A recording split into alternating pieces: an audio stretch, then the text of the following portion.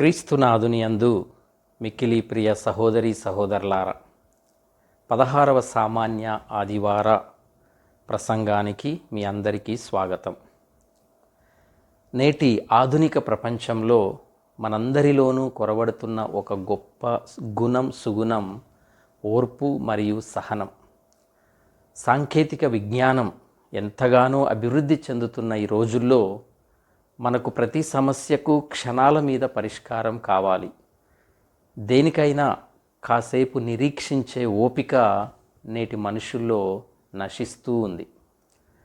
మన అనుదిన జీవితాలను ఒక్కసారి పరిశీలించుకుంటే, ఎవరైనా మన వద్దకు బాధతోనో సలహా కోసమో వస్తే వారు చెప్పేది శ్రద్ధగా వినే తీరిక కూడా మనకు ఉండటం లేదు. వారు చెప్పేది పూర్తిగా ముగియకముందే మనమేదో ఒక సలహా ఇచ్చేయాలని తాపత్రయపడుతూ ఉంటాం. సమస్యను లోతుగా అర్థం చేసుకోవటానికి కానీ విశ్లేషించటానికి కానీ సమయాన్ని ఇవ్వటానికి మనం సిద్ధంగా ఉండటం లేదు. ప్రతి దానిలోనూ ఒక విధమైనటువంటి తొందరపాటు మనల్ని నడిపిస్తోంది. నేటి సోషల్ మీడియా ధోరణి కూడా ఇందుకు భిన్నంగా ఏమీ లేదు. ఒక వ్యక్తి గురించి కానీ ఒక సంఘటన గురించి కానీ పూర్తి నిజాలు తెలియకుండానే క్షణాల వ్యవధిలో సామాజిక మాధ్యమాలలో విమర్శలు గుప్పించటం, వారిపై ఒకలాంటి ముద్ర వేయటం, అంతిమ తీర్పులు ఇచ్చేయటం నేటి సమాజంలో అత్యంత సర్వసాధారణమైపోయింది. ఇతరులపై వేలెత్తి చూపటంలో, వారి తప్పులను ఎండగట్టడంలో మనం చాలా వేగంగా ఉంటూ ఉన్నాం. ఒక్కోసారి ఇతరులను కించపరచటం మనకు ఒక వినోదంగా, ఒక నవ్వులాటగా మారిపోతుంది. కానీ నిజానికి ఇది మనల్ని ఒక హింసాత్మకమైన, అహంకారపూరితమైన సంస్కృతి వైపునకు నడిపిస్తోంది అని మనం గ్రహించలేకపోతున్నాం. ప్రియ సహోదరి సహోదరులారా, ఈ లోక తీరుకు, మన తొందరపాటు స్వభావానికి భిన్నంగా నేటి పరిశుద్ధ గ్రంథ పఠనాలు మనకు ఒక గొప్ప హెచ్చరికను, మార్గదర్శనాన్ని ఇస్తున్నాయి. లోకం మనకు తొందరపాటును నేర్పిస్తే, దేవుడు మనకు ఓపికను, సహనాన్ని నేర్పిస్తున్నారు. ఎందుకంటే ఓర్పు, అపరిమితమైన సహనం మరియు మారు మనస్సుకు సమయం ఇవ్వటం అనేది దేవుని యొక్క శైలి, దేవుని యొక్క విధానం. అందుకే ఈ దివ్య పూజా బలిలో మన హృదయాలను పరీక్షించుకుంటూ, మన జీవితాలను పరిశీలించుకుంటూ, దేవుని అపారమైనటువంటి ఓర్పును ధ్యానిస్తూ మన మనస్సులను మార్చుకోవటానికి ప్రయత్నం చేద్దాం. ప్రియ సహోదరి సహోదరులారా, ఈనాటి మొదటి పఠనం జ్ఞాన గ్రంథంలో మనం వింటున్నట్లుగా, ప్రభు నీవు మహాబలవంతుడవు అయినను కరుణగల న్యాయాధిపతివి, నీవు కోరుకొనిన వెంటనే దండింపగల శక్తిగల వాడవు, అయినను నీవు మమ్ము ఓర్పుతో సహించి ఊరకుందువు, పాపము చేసిన వారిని పశ్చాత్తాపపడుటకు అవకాశము నొసగెదవను, నమ్మకమును కూడా నీ ప్రజలకు కలిగింతువు అని వింటున్నాం. అవును ప్రియ సహోదరి సహోదరులారా, మన ఊపిరి ఉన్నంతలోపే, ఆరోగ్యం ఉండగానే మన తప్పులను ఒప్పుకొని పశ్చాత్తాపపడాలని దేవుడు మనకు ఈ సమయాన్ని అనుగ్రహిస్తున్నారు. ఇక రెండవ పట్టణంలో, బలహీనులమైన మనకు పవిత్రాత్మ దేవుడు తోడై సహాయపడతాడు, అలాగే మన కొరకై పవిత్రాత్మయే దేవుణ్ణి ప్రార్థించును అని ఈనాటి పఠనంలో వింటున్నాం. మనము నశించిపోకుండా, నిత్య నరకాగ్నిలో పడకుండా ఉండటానికే దేవుడు పరిశుద్ధాత్మను మన హృదయాలలో నివాసం ఉంచారు. హృదయాంతరంగములను పరిశీలించు దేవుడు ఆత్మభావమును ఎరుగును. కాబట్టి మన బలహీనతలలో ఆ ఆత్మదేవుడే మనల్ని అన్ని విధాలా సిద్ధపరుస్తూ దేవుని సంకల్పానుసారముగా మన కొరకు ప్రార్థిస్తారు. ఒక్కొక్కసారి మనలోని కలుపు మొక్కలైన కోపము, అసూయలను ఎలా వదిలించుకోవాలో మనకు తెలియదు. ఎలా ప్రార్థించాలో కూడా మనకి ఒక్కొక్కసారి తోచదు. అటువంటి నిస్సహాయ స్థితిలో పవిత్రాత్మ దేవుడు మన పక్షాన నిలచి భాషకు అందని మూలుగులతో తండ్రి అయిన దేవునికి మన తరపున విన్నవిస్తాడు. మన బలహీనతలను దేవుని బలముగా మార్చే శక్తి ఒక్క పరిశుద్ధాత్మకు మాత్రమే ఉంది. కాబట్టి ఈ దైవిక పరిశుద్ధాత్మ సహాయాన్ని మనం పొందుకుంటూ స్వీకరిస్తూ మనలో ఉన్నటువంటి చెడును విడనాడి మనము దేవుని వైపు తిరగాలన్నదే ప్రభు యొక్క ఆశ, కోరిక. కాబట్టి ప్రియ సహోదరి సహోదరులారా, ఈ అంశాన్ని మరింతగా సుశేష పఠనము ద్వారా ధ్యానించుదాం. దేవునికి సర్వాధికారము ఉన్నప్పటికీ ఆయన తన శక్తిని, ఓర్పును, దయతో ఉపయోగిస్తున్నాడు. ఆయన మనకు శిక్ష వేయటానికి తొందరపడడు. ఎందుకంటే పాపి మనస్సు మారాలి అని ఆయన కోరుకుంటున్నారు. కాబట్టి మనలో ఉన్న కలుపు గింజలు అంటే చెడు నుండి మారు మనస్సు పొంది దేవుని వైపు తిరిగి వస్తామని దేవుడు ఓర్పుతో, సహనముతో ఎదురు చూస్తున్నారు. సుశేష పఠనం ద్వారా ఇదే విషయాన్ని మనందరికీ కూడా ఆ ప్రభు తెలియజేస్తున్నారు. అయితే మనలోని కలుపు మొక్కలను ఏరివేయటానికి మన స్వశక్తి చాలదు. అందుకే రోమీలకు రాసిన లేఖలో పౌలు గారు చెప్పినట్లుగా మన బలహీనతలో పవిత్రాత్మ దేవుడు మనకు సహాయం చేస్తాడు అని. నేటి సుశేష పఠనంలో ప్రభు మనకు చెబుతూ ఉన్నటువంటి గోధుమలు, కలుపు గింజల ఉపమానమును ధ్యానించుదాం. గోధుమలు, కలుపు గింజల ఉపమానంలో యజమాని తన సేవకులతో పంటకాలము వరకు రెంటిని పెరగనిండు అని చెప్తూ ఉన్నాడు. మత్తయి సువార్త 13వ అధ్యాయము 30వ వచనం. నేటి సమాజంలో ఎవరైనా ఒక తప్పు చేస్తే వారిని వెంటనే వెలివేయాలని లేదా వారి జీవితాన్ని శాశ్వతముగా నాశనం చేయాలని చూస్తూ ఉంటాం. కానీ దేవుని తీరే వేరు. దేవుడు పాపాన్ని ద్వేషిస్తాడు, కానీ పాపిని కాదు. పాపిని ఎప్పుడు ఆయన ప్రేమిస్తాడు. పాపి పశ్చాత్తాపపడటానికి దేవుడు అంత సమయం ఇస్తున్నప్పుడు మనుషులమైనటువంటి మనం ఇతరులకు మారే అవకాశం ఎందుకు ఇవ్వకూడదు? మనం మనతోనూ ఇతరులతోనూ ఓర్పుగా, సహనంగా ఉండాలి. లోకంలో చెడ్డవారు ఉన్నప్పటికీ వారు మంచివారికి కొంత ఆటంకం కలిగించిన మంచివారు ఎప్పుడు ఎదుగుతూనే ఉంటారు. ఎందుకంటే మంచితనం అనేది ఒక మహావృక్షం లాంటిది. ఎవరెంత నరికినా అది మళ్ళీ మళ్ళీ చిగురుస్తూనే ఉంటుంది. ఇక మత్తయి సువార్త 13వ అధ్యాయం 29వ వచనంలో యజమానుడు సేవకులను ఈ విధంగా హెచ్చరిస్తూ ఉన్నాడు. కలుపు తీయబోయి గోధుమను కూడా పెళ్ళగింతురేమో అని. ప్రియ సహోదరి సహోదరులారా, కలుపు మొక్కలను, గోధుమ మొక్కలను గుర్తించటం చాలా ముఖ్యం. ప్రారంభంలో రెండు ఇంచుమించు ఒకే రకంగా కనిపిస్తాయి. పంట కాలము వచ్చినప్పుడు వాటి ఫలములను బట్టి తప్పక గుర్తించడం జరుగుతుంది. అలాగే ఈ లోకంలో మంచి, చెడు రెండు కూడా పెనవేసుకొని ఉంటాయి. రెండింటిని విడదీసి చెడును పూర్తిగా అంతమొందించటం మనకు దాదాపు అసాధ్యమే. దేవుడు మాత్రమే దానిని తుది తీర్పున అనగా కోత కాలమున చేయగలడు. అలాగే పాపము, చెడు, శ్రమల వలన మనము పరీక్షింపబడి దృఢముగా మారతాం, బలవంతులముగా మారతాం. మనలో కలుపు మొక్కలు పెరిగే కొద్దీ మన విశ్వాసానికి నిజంగా పెద్ద పరీక్షయే. యేసు ప్రభు ఈ ఉపమాన తాత్పర్యమును తన శిష్యులకు వివరిస్తూ, పొలము ఈ ప్రపంచము, మంచి విత్తనము రాజ్యమునకు వారసులు, కలుపు గింజలు దుష్టుని సంతానము అని స్పష్టంగా వివరించారు. ఆధ్యాత్మిక కోణంలో చూస్తే ఈ పొలము మన హృదయమే. ఆ విత్తనము దైవరాజ్యమును గురించిన దేవుని యొక్క వాక్యం. దేవుని వాక్యం అనే ఈ మంచి విత్తనము పొలము అనే మన హృదయంలో నాటబడింది. ప్రియ సహోదరి సహోదరులారా, ఈ ఉపమానంలో మనం ఇంకొక ప్రాముఖ్యమైన సత్యాన్ని గమనించాలి. అదేంటంటే, పొలంలో కలుపు మొక్కలను చూడగానే సేవకులు ఎంతో కంగారు పడ్డారు, తొందరపడ్డారు. ఉపమానంలోని సేవకుల వలె మనము కూడా తరచు దేవుని పొలంలో కలుపు మొక్కలను ఏరివేయటానికి తొందరపడుతూ ఉంటాం. సంఘంలో, శ్రీసభలో చెడ్డవారిని నిర్మూలించాలని, నాశనం చేయాలని విశ్వ ప్రయత్నం చేస్తూ ఉంటాం. కానీ అలా చేసే ఆ తొందరపాటులో దేవుని చిత్తానికి వ్యతిరేకంగా ప్రవర్తిస్తూ ఉంటాము అని మనం గ్రహించలేకపోతూ ఉన్నాం.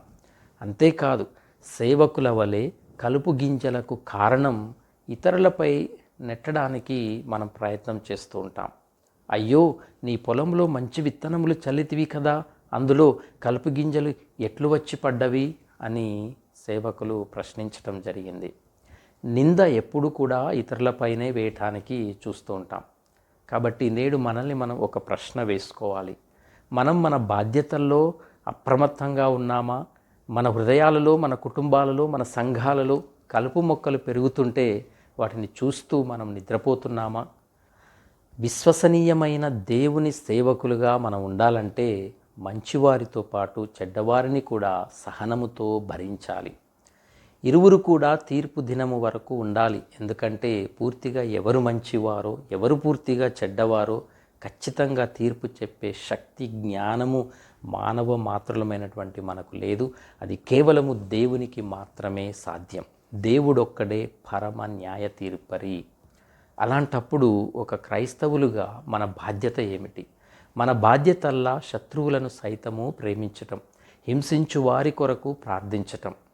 యేసుప్రభు కొండమీది ప్రసంగంలో సెలవిచ్చినట్లు, మీ శత్రువులను ప్రేమింపుడు, మిమ్ము హింసించు వారి కొరకు ప్రార్థింపుడు, అప్పుడు మీరు పరలోకమందున్న మీ తండ్రికి తగిన బిడ్డలు కాగలరు. ఏలయనా ఆయన దుర్జనులపై సజ్జనులపై సూర్యుణ్ణి ఒకే విధంగా ప్రకాశింపచేయుచున్నాడు. సన్మార్గులపై దుర్మార్గులపై వర్షమును ఒకే విధముగా కురిపిస్తూ ఉన్నాడు.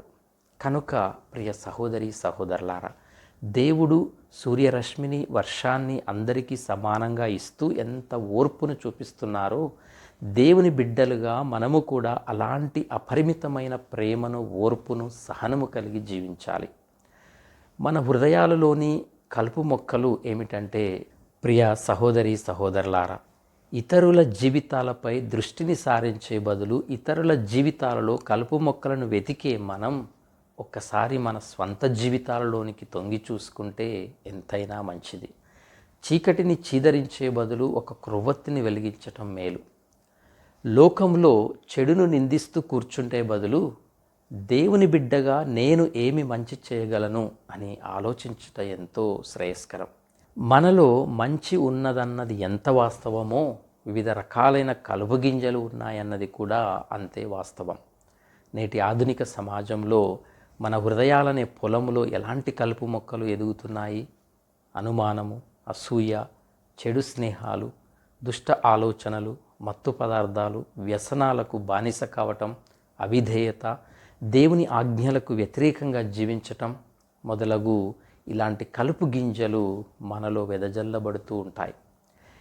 దేవుని వాక్యానికి సమయం ఇవ్వకుండా ఫోన్లను పట్టుకొని గంటలు గంటలు కాలక్షేపం చేయటం, టీవీల ముందు కూర్చొని లోక ఆనందాల్లో మునిగిపోవటం, నలుగురితో కలిసి ఇతరుల గురించి ఆడిపోసుకోవటం, ఇవన్నీ మనల్ని దేవునికి దూరం చేసే కలుపు మొక్కలే ప్రియ సహోదరి సహోదరులారా. పైగా నేను ఏ తప్పు చేయటం లేదు, మా కుటుంబము పవిత్రమైనది అని అనుకుంటే మనల్ని మనం మోసం చేసుకున్నట్లే. ఈ కలుపు గింజల ఫలితమే నేడు సమాజంలో మనం చూస్తున్న విడాకులు, విచ్ఛిన్నమైన కుటుంబాలు, క్షీణిస్తున్న మానవ సంబంధాలు. కాబట్టి మనము సుంకరి వలె మనల్ని మనము తగ్గించుకోవాలి. దేవుని ముందు సాగిలపడి, ప్రభువు నేను పాపిని, నన్ను కరుణించు అని ప్రార్థించిన రోజే మనం దేవునికి దగ్గరవుతాం. ప్రియ సహోదరి సహోదరులారా, ఉపమానములోని పొలములో కలుపు మొక్కలను కోతకాలం వరకు వదిలేయవచ్చేమో, కానీ మన జీవితం అనే పొలములో ఆ కలుపు మొక్కలను అలాగే వదిలేస్తే మన కుటుంబ బంధాలు, మన ఆత్మీయ ఎదుగుదల పూర్తిగా నశించిపోతాయి. కాబట్టి మనలోని చెడును ఎంత త్వరగా గుర్తిస్తే అంత మంచిది, ఎంత త్వరగా సరిదిద్దుకుంటే అంత మంచిది.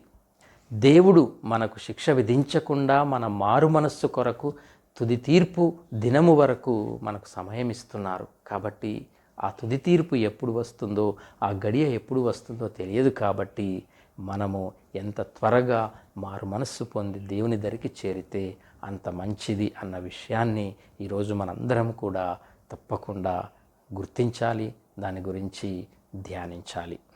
మనందరికీ తెలిసిన విషయమే, కలుపు మొక్కలు ఎక్కువగా ఉంటే పంట ఫలవంతంగా ఉండదు. అలాగే మన జీవితంలో ఈ చెడు గుణాలు పెరిగితే మన జీవితం సంతోషాన్ని కోల్పోతుంది. పౌలు రోమీలకు రాసిన లేఖలో హెచ్చరించినట్లు, పాపము యొక్క వేతనం మరణం. మన జీవితంలో కలుపు మొక్కలను పెంచటం అంటే మన కుటుంబాలలో, స్నేహాలలో, బంధాలలో మన చేతులతో మనమే నాశనం చేసుకోవటమే. మన ఎదుగుదలను మనమే నాశనం చేసుకోవటమే. ప్రియ సహోదరి సహోదరులారా, దేవుడు దయాపూరితుడు, సహనము ఓర్పు కలవాడు. మనలో చెడు ఉన్నదని తెలిసి కూడా తక్షణమే తీర్పు విధించి మనలను శిక్షించటం లేదు. మనము మారు మనస్సు పొంది మన తప్పులను సరిదిద్దుకోవటానికి తుది తీర్పు దినము వరకు మనకి సమయాన్ని ఇస్తున్నాడు. ఎంత సమయం అంటే తుది తీర్పు దినము వరకు. కానీ దేవుడు ప్రేమామయుడు, కరుణామయుడు అయినను ఆయన న్యాయ తీర్పరి కాదనుకుంటే మాత్రం చాలా పొరపాటే. కోతకాలము వచ్చినప్పుడు మంచి ఏదో చెడు ఏదో విడదీయబడుతుంది. సువిశేషంలో ప్రభు స్పష్టంగా హెచ్చరించారు. మనుష్య కుమారుడు తన దూతలను పంపును, వారు ఆయన రాజ్యము నుండి పాపభూయిష్ఠులైన ఆటంకములను అన్నింటినీ దుష్టులను అందరను ప్రోగు చేసి అగ్నిగుండంలో పడద్రోయుదురు. నీతిమంతులు తండ్రి రాజ్యములో సూర్యుని వలె ప్రకాశింతురు అని. కాబట్టి ప్రియ సహోదరి సహోదరులారా, కాలము మించిపోకముందే దేవుడు మనకిచ్చిన ఈ అనుగ్రహ కాలాన్ని సద్వినియోగం చేసుకుందాం. మన హృదయాలలోని కలుపు ముక్కలను త్వరగా గుర్తించి ప్రాయచిత్తము ద్వారా, మారు మనస్సు ద్వారా వాటిని నిర్మూలించుకుందాం. ప్రియ సహోదరి సహోదరులారా, ఈ ఉపమానంలో దేవుని ఓర్పును మాత్రమే కాదు, మనం ఎంతో జాగ్రత్తగా గమనించవలసిన మరొక రహస్యాన్ని, ఆధ్యాత్మిక సత్యాన్ని యేసుప్రభు మనకు తెలియజేస్తూ ఉన్నారు. పొలంలో కలుపు మొక్కలు వాటంతట అవే మొలవలేదు. దాని వెనక ఒక శత్రువు ఉన్నాడు. యజమాని స్పష్టంగా చెప్పాడు, ఇది శత్రువు చేసిన పని అని. మత్తయి సువార్త 13:28. ఆ శత్రువు ఎవరో స్వయంగా ప్రభువే వివరిస్తూ ఈ శత్రువు సైతాను అని సెలవిచ్చారు. 13:39. సృష్టి ఆరంభము నుండి నేటి వరకు కూడా సైతాను లేదా దుష్టత్వము అనే వాస్తవం మన చుట్టూ ఉంది. దేవుడు తలపెట్టే ప్రతి మంచి కార్యానికి వ్యతిరేకంగా పనిచేయటమే ఈ దుష్టశక్తి యొక్క నిరంతర వ్యూహం. అయితే ఇక్కడ మనం ఆలోచించవలసిన ప్రశ్నలు 2. ఒకటి, సైతాను మన జీవితాల్లోకి ఎప్పుడు ప్రవేశిస్తాడు, ఎలా కలుపు మొక్కలను నాటుతాడు అని.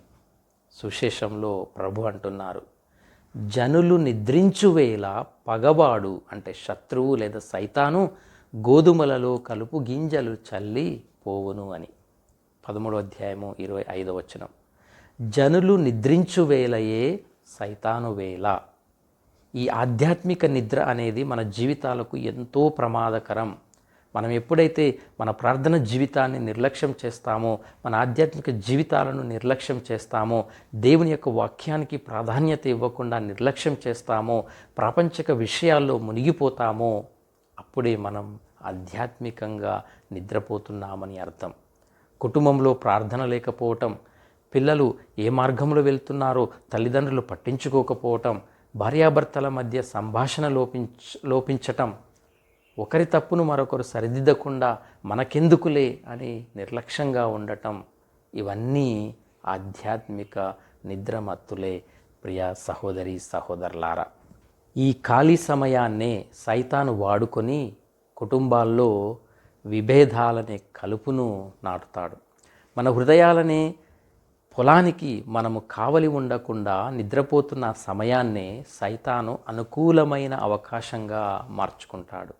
మనలోనున్న బలహీనతలను, కోపతాపాలను ఆసరాగా చేసుకొని మన కుటుంబాలలో, మన హృదయాలలో, మన సంఘంలో, సమాజంలో ఈ అసూయ, ద్వేషము, స్వార్థము మరియు లౌకిక ఆశలనే కలుపు మొక్కలను రహస్యముగా నాటి వెళ్ళిపోతూ ఉంటాడు. దాని అంతిమ లక్ష్యం దేవుని రాజ్యం నుండి మనల్ని దూరం చేసి మనల్ని నాశనం చేయటమే. అందుకే పౌలు గారు హెచ్చరించినట్లుగా, మనము చీకటిలో ఉండేవారము కాదు, మనము వెలుగు బిడ్డలుగా ఎప్పుడూ ఆధ్యాత్మిక మెలకువతో, ప్రార్థనతో జాగరూకులమై ఉండాలి. మన స్వశక్తితో ఆ సైతాను కుయుక్తులను గెలవటం మనకు సాధ్యము కాదు. కానీ నేటి 2వ పట్టణం మనకు ధైర్యాన్ని ఇచ్చినట్లుగా, బలహీనమైన మనకు ఆత్మ సహాయపడును. మనలో ఎవ్వరూ నశించిపోకూడదని దేవుడు పవిత్రాత్మను మన హృదయాలలో నివాసంగా ఉంచారు. ఆ పరిశుద్ధాత్మ నడిపింపును బట్టి మన హృదయాలను ఎప్పటికప్పుడు మనం శుద్ధి చేసుకోవాలి అన్న ఆ సత్యాన్ని మరలా గుర్తు చేసుకుంటూ ధ్యానించాలి. సైతాను ఎంతకాలము తన శక్తిని ప్రదర్శిస్తుంది? లోకంలో ఇంత చెడు జరుగుతుంటే, సైతాను ఇంతగా విజృంభిస్తుంటే, దేవుడు ఎందుకు సైతానును దాని దుష్క్రియల పట్ల మౌనంగా ఉంటున్నాడు? దానికి ప్రభు సమాధానం ఇలా చెబుతూ ఉన్నారు, పంట కాలము వరకు అని. మత్తయి సువార్త 13:30. కాబట్టి దేవుని మౌనాన్ని మనం ప్రశ్నించలేం, ఆయన న్యాయాన్ని తప్పుపట్టలేం. దేవుడు సైతానును తక్షణమే శిక్షించకుండా ఆగుతున్నాడు అంటే, కలుపు మొక్కల వంటి గుణాలు కలిగిన పాపులు సైతం మారు మనస్సు పొంది రక్షింపబడటానికి ఆయన మరొక అవకాశాన్ని ఇస్తూ ఉన్నాడు అని మనం అర్థం చేసుకోవాలి. దేవుడు పాపాన్ని ఎప్పుడు కూడా తీవ్రంగా ద్వేషిస్తాడు, కానీ పాపిని అమితంగా ప్రేమిస్తాడు. అందరినీ రక్షించాలన్నదే దేవుని యొక్క రక్షణ ప్రణాళిక. సొలొమోను జ్ఞాన గ్రంథంలో విన్నట్లుగా దేవుడు ఎంతో ఓర్పును, సహనమును కలిగి ఉన్నాడు. కనుక చెడు, దుష్టత్వము మన జీవితంలో వాస్తవము అని గుర్తించాలి. కనుక ఆధ్యాత్మికంగా జాగరూకులమై మెలకువగా ఉందాం. దేవుని వలె ఓర్పును, సహనమును కలిగి తుది తీర్పు వరకు జీవించుదాం. దేవుడే న్యాయ నిర్ణేత, న్యాయాధిపతి. ఆయన న్యాయమైనటువంటి తీర్పును చేయును. ఇక ప్రియ సహోదరి సహోదరులారా, నేటి సువిశేషంలో యేసు ప్రభువు గోధుమలు, కలుపు గింజల ఉపమానంతో పాటు మనకు ఎంతో నిరీక్షణను, ధైర్యాన్ని ఇచ్చే మరో 2 చిన్న ఉపమానములను కూడా వినిపిస్తున్నారు. అవే ఆవగింజ ఉపమానము మరియు పులిసిన పిండి ఉపమానము. ఈ 2 ఉపమానాల వెనుక ఉన్న దైవిక సత్యం ఒకటే, చిన్న ఆరంభము కానీ మహిమోపేతమైనటువంటి ముగింపు. ఆవగింజ గింజలన్నింటికంటే అతి చిన్నదైనప్పటికీ అది నాటబడినప్పుడు పెరిగి పెద్ద వృక్షమై ఆకాశ పక్షులకు నీడను, ఆశ్రయాన్ని ఇస్తుంది. ప్రభు ఒక సందర్భంలో మీకు ఆవగింజంత విశ్వాసమున్నను అని సెలవిచ్చారు. లూకాసు సువార్త 17:6. ఇక్కడ ఆవగింజ మనలో ఉండవలసిన కొద్దిపాటి జీవమున్న విశ్వాసాన్ని సూచిస్తుంది. ప్రియ సహోదరి సహోదరులారా, దైవరాజ్యము కూడా ఇలాగే ప్రారంభమైంది. యేసు ప్రభు కేవలం 12 మంది శిష్యులతో ప్రారంభించిన ఆ దైవరాజ్య సువార్త ప్రయాణం ఎంతో చిన్న ప్రారంభం. కానీ నేడు శ్రీసభ ప్రపంచవ్యాప్తంగా అశేష ప్రజానికానికి ఆశ్రయమిచ్చే ఒక మహావృక్షంగా ఎదిగింది. చిన్న ఆరంభము కానీ మహిమోపేతమైనటువంటి ముగింపు. దైవరాజ్యము ఇలాగే గొప్పగా ఉంటుంది. ప్రవక్తల గ్రంథాలలో చెప్పబడినట్లుగా లోకములోని పక్షుల వంటి అనేక జాతుల ప్రజలు, అన్యులు నేడు దైవరాజ్యము అనే కొమ్మల నీడన చేరి రక్షణ పొందుతున్నారు. దీన్ని బట్టి పరలోక రాజ్యము అందరి కొరకైనదని స్పష్టమవుతుంది. ఒక గంపెడు పిండిలో కొద్దిపాటి పులిసిన పిండిని కలిపితే అది పిండినంతటిని కూడా పులియబెట్టి దాని స్వభావాన్ని మార్చివేస్తుంది. ఆవగింజ పైకి కనిపిస్తూ ఎదుగుతుంది, కానీ పులిసిన పిండి నిశ్శబ్దంగా కంటికి కనిపించకుండా పిండి మొత్తాన్ని రూపాంతరం చెందిస్తుంది. ప్రియ సహోదరి సహోదరులారా, దైవరాజ్యము కూడా మన హృదయాలలో, సమాజంలో ఇలాగే నిశ్శబ్ద విప్లవాన్ని, సంపూర్ణ మార్పును తీసుకొని వస్తుంది. నేటి ఆధునిక కాలంలో మనం బాహ్యంగా కనిపించే పెద్ద పెద్ద విజయాలను, ఆడంబరాలను చూసి భ్రమపడిపోతూ ఉంటాం. కానీ దేవుని రాజ్యంలో ఆడంబరాలు కావు, అంతర్గత మార్పు చాలా ముఖ్యం. మనలో ఉండే ఆవగింజంత విశ్వాసం, మనం హృదయపూర్వకంగా చేసే ఒక చిన్న ప్రార్థన, అవసరంలో ఉన్న వారికి మనం చేసే ఒక చిన్న సహాయం, ఇవే సమాజంలో ఊహించని పెద్ద మార్పుకు కారణమవుతాయి. పులిసిన పిండి ఎలాగైతే పిండి మొత్తాన్ని తనలా మార్చుకుంటుందో, క్రైస్తవులమైనటువంటి మనము కూడా ఈ లోకపు చెడు ధోరణులలో కలిసిపోకూడదు. మనమే లోకాన్ని దేవుని వైపునకు తిప్పే ఒక ప్రభావవంతమైనటువంటి శక్తిగా మారాలి. మన మంచితనం, నిష్కల్మషమైన ప్రేమ ఇతరులను దేవుని వైపు ఆకర్షించే విధంగా ఉండాలి. ఆవగింజంత విశ్వాసంతో చేసే చిన్న మంచి పని సమాజాన్ని మార్చగలదు. ఉదాహరణకు, కోపంతో ఉన్న కుటుంబ సభ్యునిపై మనం చూపించే ఒక చిన్న ఓర్పు, పగతో ఉన్న శత్రువుని చూసి ఇచ్చే ఒక చిన్న చిరునవ్వు, ఇవి చిన్నవే కావచ్చు, కానీ ఇవే ఆవగింజలా మొలకెత్తి ఆ కుటుంబంలో, ఆ సమాజంలో శాంతి అనే మహావృక్షాన్ని సృష్టిస్తాయి. కాబట్టి ప్రియ సహోదరి సహోదరులారా, మన విశ్వాసము చిన్నదని కానీ, మన సేవలు అల్పమైనవని కానీ మనం ఎప్పుడూ నిరాశ చెందవద్దు. దేవుడు చిన్న విషయాలలోనే తన మహిమను దాచిపెట్టారు. మన అనుదిన జీవితంలో ఒక చిన్న ప్రేమపూర్వకమైన పలకరింపు, ఒక చిన్న ఓర్పు, ఒక చిన్న సహాయం ద్వారా దైవరాజ్య విత్తనాన్ని ఇతరుల హృదయాలలో నాటడానికి ప్రయత్నం చేద్దాం. లోకాన్ని క్రీస్తు ప్రేమతో రూపాంతరం చెందించే పులిసిన పిండిగా మన క్రైస్తవ జీవితాన్ని జీవిద్దాం. ప్రియ సహోదరి సహోదరులారా, దేవుడు మనకు మంచి చెడులను ఎంచుకునే స్వేచ్ఛను ఇచ్చారు. చదువుకునే వయసులో తల్లిదండ్రులు, ఉపాధ్యాయులు పిల్లలకు ఎన్నో బుద్ధులు చెప్తారు, క్రమశిక్షణను నేర్పిస్తారు. కానీ చదవటం చదవకపోవటం అనేది ఆ విద్యార్థి చేతుల్లోనే ఉంటుంది. వారు బలవంతం చేయలేరు. అలాగే క్రీస్తు ప్రభువు కూడా ఈ ఉపమానం ద్వారా మనల్ని హెచ్చరిస్తున్నారు. జనన మరణాలు ఎంత నిజమో పరలోక నరకాలు కూడా అంతే నిజం. దేవుడు మనల్ని బలవంతం చేయరు. నిర్ణయం మనదే. సైతాను మాయలో పడి కలుపు మొక్కలుగా మారి అగ్నిగుండంలో పడదామా, లేక నీతిమంతులమై తండ్రి రాజ్యంలో సూర్యుని వలె ప్రకాశిద్దామా? మన జీవితాన్ని మనమే నిర్ణయించుకుందాం. ముగింపుగా ప్రియ సహోదరి సహోదరులారా, మన పట్ల దేవుడు చూపిస్తున్న అపరిమితమైన ఓర్పును, సహనాన్ని మనం ఎప్పుడు తక్కువ అంచనా వేయవద్దు.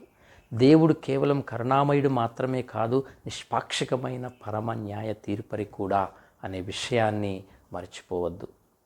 కోతకాలమున అనగా తుది తీర్పు దినమున దైవదూతలు దుష్టులను, అడ్డంకులు కలిగించే వారిని అగ్నిగుండంలో పడద్రోయుదురు. కానీ శ్రమలను తట్టుకొని నిలిచిన నీతిమంతులు మాత్రం తండ్రి రాజ్యంలో సూర్యుని వలె తేజోవంతంగా ప్రకాశిస్తారు.